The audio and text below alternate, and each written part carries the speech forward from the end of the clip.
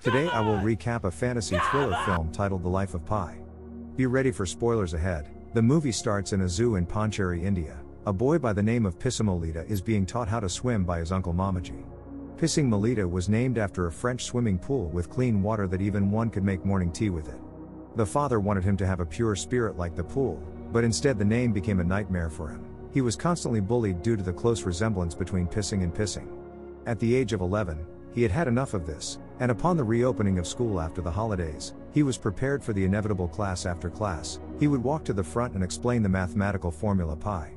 He did this for every lesson, and at the end of the day, Pissin went all in. He wrote the whole version of the pi from the top of his head as the whole school watched.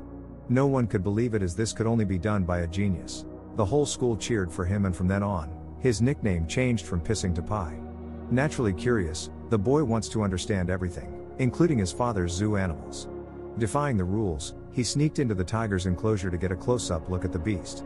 He takes a piece of meat and opens the door, allowing a magnificent cat to walk in. He stretches his hand forward, looking deep into the big cat's eyes as it slowly walks towards him. When the tiger gets close enough, his father runs inside and pulls him, and the tiger also takes off running. His father is filled with fury, believing that the boy was on the verge of losing his arm.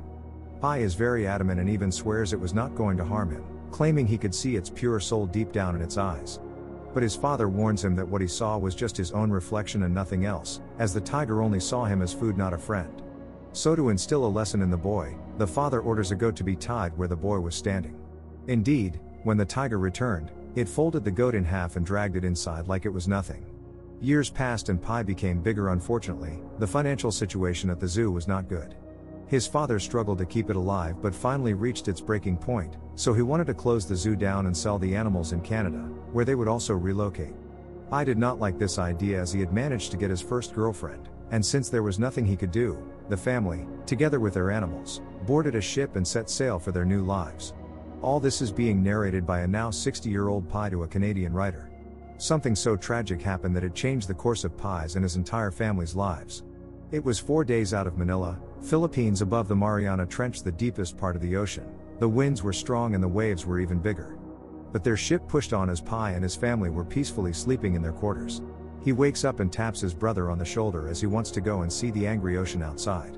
His brother refused, but a curious Pi marched on alone. The strong winds nearly sucked him out when he opened the door. He walked outside where it was raining heavily and climbed higher for a better view. The storm rocked the ship side to side and the ocean seemed to inflate and deflate. Suddenly the alarm started going off, and when Pi looked at the deck, he unbelievably watched as a massive wave carried 2 men away, disappearing into the dark waters. The boy realizes the gravity of the situation and rushes inside to find the compartments completely submerged in water.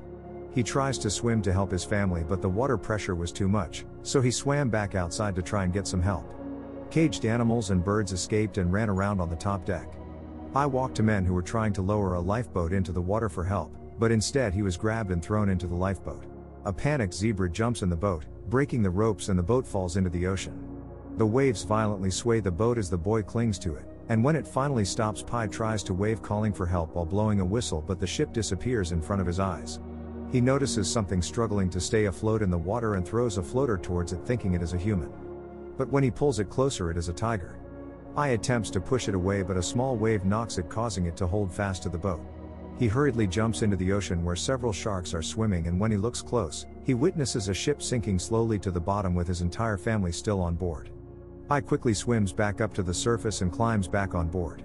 He holds onto the bowsprit, looking out and crying for his family. The next day Pi was still holding on to the bowsprit and later started pouring out the ocean water that had entered the boat. But suddenly, a hyena emerges under the boat cover and starts attacking him, so he quickly runs back to his safe spot and holds onto it.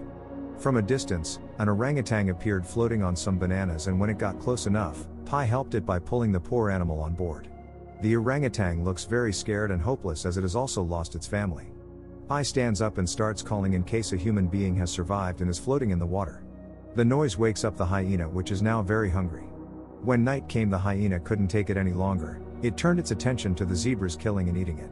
Hours passed, and Pi became too tired to continue holding onto the bowsprit. He makes a makeshift raft by tying together floaters and oars.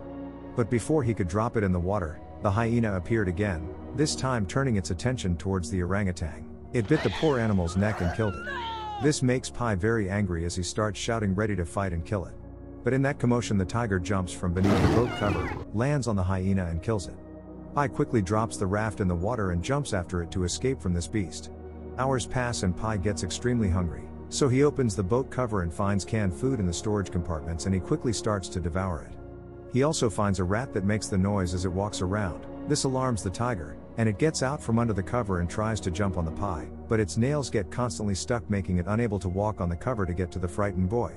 Pi quickly grabs the panicked rat and throws it straight into the tiger's mouth. He uses this chance to escape back into the water, but the tiger wants more. It charges towards him, but luckily for him, it is afraid of falling into the ocean, causing it to retreat. The boy's fear is so intense that it even throws out. Days turned into nights, and nights turned into days, but Pi was still floating in the middle of nowhere. So far the small amount of water between them has managed to keep the tiger from turning him into a meal. The sun's reflection on the ocean's surface is so breathtaking, but Pi cannot enjoy it. He can only sit on the small raft because whenever he tries to touch the boat, the tiger is growling and threatening to kill him. He tries writing rescue notes and throwing them in random directions, but they only land a few meters away from him. When it rained, he used a bucket of water to trap fresh water for drinking. He also began counting and recording the days to keep his mind occupied, and so far, he's 11 days in. The tiger had not eaten anything, and Pi knows that the little amount of water between them could not stop this powerful beast from reaching him. So he has to find a way to fish and feed the big cat, and before long, his nightmare becomes a reality as the tiger jumps into the water swimming towards him. Pi immediately pulled the rope and jumped into the boat. With only seconds to spare, he pulls the raft onto the boat, leaving the tiger stranded and unable to climb back up. Pi picked up an axe, and this was his chance to finish the deadly predator once and for all, but when he tries to hit it on the head, he cannot. It is simply not in his nature to kill. Similar to his childhood, he recognized something in the tiger's eyes, felt compassion for it and felt compelled to save it. So Pi spends the next several hours building a ladder for the tiger, and when night arrives, he drops the ladder into the ocean and the tired tiger climbs back on board. The next day the tiger and Pi are extremely hungry, so he improvises to catch some fish. Pi pulls it out of the water while it is still struggling, so he hits it several times with the axe head, killing it. He became emotional and even shed tears as this was his first time taking a life. He then took the entire fish and threw it inside the lifeboat, marking the tiger's first meal since the accident. Days passed, and one day the ocean waters glowed so beautifully that one could see the fish swimming deep in the water. Before he can react, a massive whale leapt several meters into the sky, and upon its return to the water, Pi and his raft swiftly found themselves submerged, as he had stupidly brought all his food on board, and just like that all his food went to the bottom. Pi had now survived for 38 days alone in the ocean, but one day something unusual happened. A fish jumped from nowhere and hit him in the face, and before long, several hundred fish came flying towards them. Some flew past, but others hit him and fell inside the boat. A big fish jumps from the water and lands in the boat. There was no way a hungry Pi could let the tiger have it, so he takes a stick and the two start fighting for it. He stuck it inside the tiger's mouth until it retreated.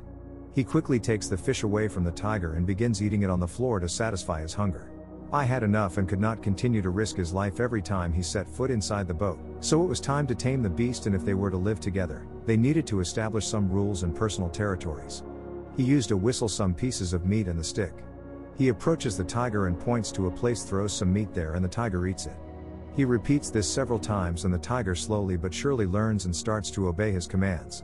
After 88 days, Pi had converted the raft into a very comfortable living space, as he even fitted a shade.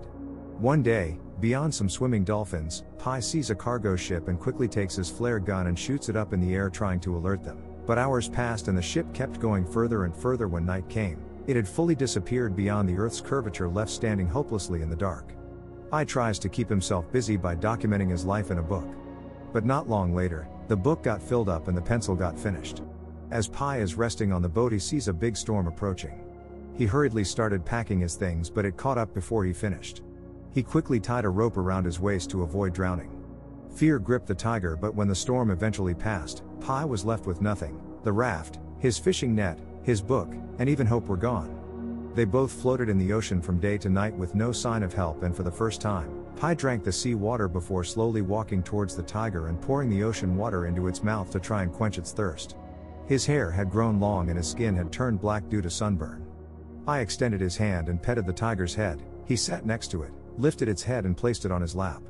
He looked into the sky as tears dripped down his face, and he officially let go, now ready to die and reunite with his family in the next life. The tiger had also grown so weak that it could hardly move. When Pi opened his eyes, he was resting under some shade, and the boat was resting on the shore. Pi jumps from the boat and instantly starts eating roots and weeds on the ground. He then goes inward to see if there is any assistance. As he ventures deeper, he discovers thousands of meerkats blanketing the island, leading him to the center and a freshwater pool. Pi jumps inside and begins swimming and drinking the freshwater. It's the tiger's paradise as there is food everywhere. As dusk approached, a peculiar event transpired. All the meerkats fled from the fields and withdrew into the forest, while the pools of water once brimming with pure fresh water, abruptly transformed into a surface teeming with lifeless fish. Pi plucked a fruit that was hanging above him, and upon opening it, he discovered a human tooth inside and instantly realized that the island was carnivorous. Some kind of chemical process happened that turned the waters and the pools into acid. Consequently, the meerkats took refuge in the trees, while the tiger retreated into the lifeboat. The island gave out during the day and the night took them away. Pi didn't want to end up lost and forgotten, so he made up his mind. He spent the next day preparing. He filled his storage with fresh water and seaweed. He stuffed as many meerkats as he could for the tiger, and when he called out for his fierce companion, the tiger came running and they set sail back into the open ocean. By the time they arrived at the Mexican shores, all his strength was gone. He was so weak that he was afraid of letting go of the boat, as he thought that the few feet of water would drown him. He fell on the warm and soft sand and couldn't move anymore. The tiger jumped from the boat onto the shore. It was so thin and weak that it struggled to walk. It stretched, then started walking along the shores, but stopped at the edge of the jungle. Pi lifted his head, thinking that it would at least look back one last time and bring their relationship to an end. But the tiger just kept going and disappeared into the jungle. Pi was later found by some local men and wept like a kid because the tiger had left him so unceremoniously. After all they had been through it together, it broke his heart, and he realized that his father was right, that the tiger never saw him as a friend, and when he looked into its eyes, it was his own reflection staring back at him and nothing else, which brings the movie to an end. Don't forget to like and subscribe for more videos like this.